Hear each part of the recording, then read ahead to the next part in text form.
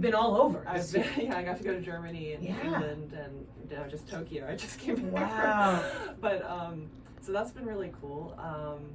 But picking schedules, I would say, just kind of depends on where you are ranking wise. I would think, at least that's how I do it.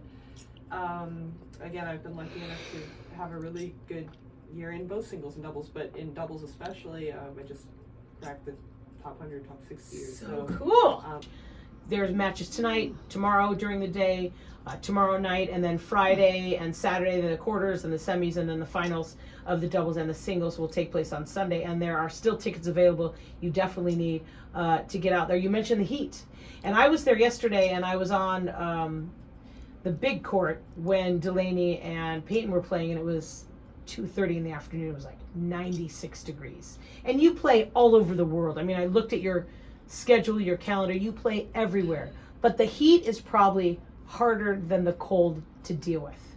How do you deal with the heat like there was today? I mean, it's almost 100 degrees today. You even said they had to push the matches back. Yeah, you have to handle, I mean, there's definitely certain things you do. You try to stay cool out there the best you can, whether that's using ice towels or staying in the shade or whatever you can do.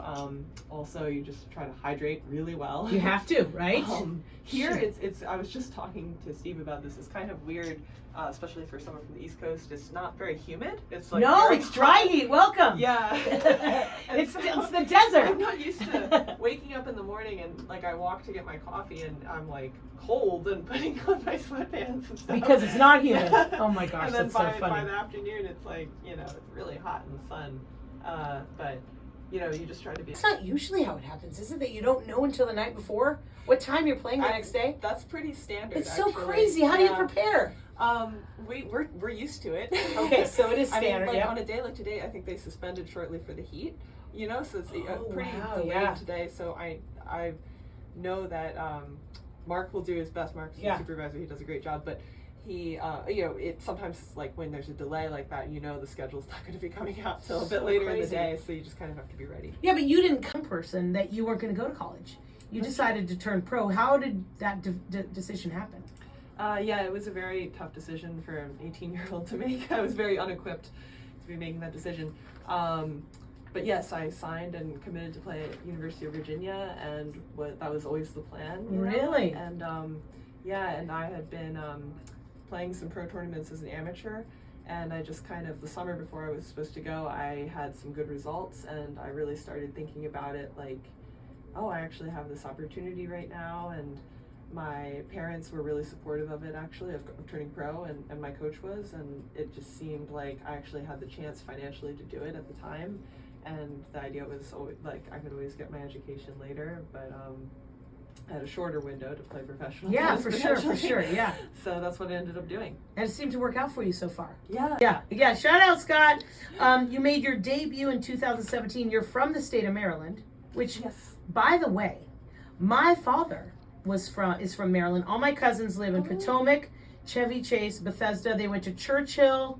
I forgot what other school, and they all went to University of Maryland. Oh, really? Yeah. Oh my gosh, both my parents went to University of Maryland and met there. Oh, some of my cousins met there. I wonder if they know each other. Yeah. But that's not what this is about. You decided, woman who upset one of the higher seeds, Sophie Chang, is in studio. Hello, welcome. Hello. No wonder you're smiling so much. What a day you played today. You played Katie Volanitz, right? I did, yeah. And she was the #1 seed in the tournament. She's 113th overall in the WTA. Sophie, you beat somebody. I mean, you're big time, but you beat somebody nobody expected you to beat. How do you feel? Well, it always feels good to get the first W, under the belt, especially in the first round of the tournament, definitely. Yeah. And honestly, for me, I try to make it more about the playing, every day. So I felt pretty good out there, felt pretty comfortable, so that was a big thing. And you were a wild card.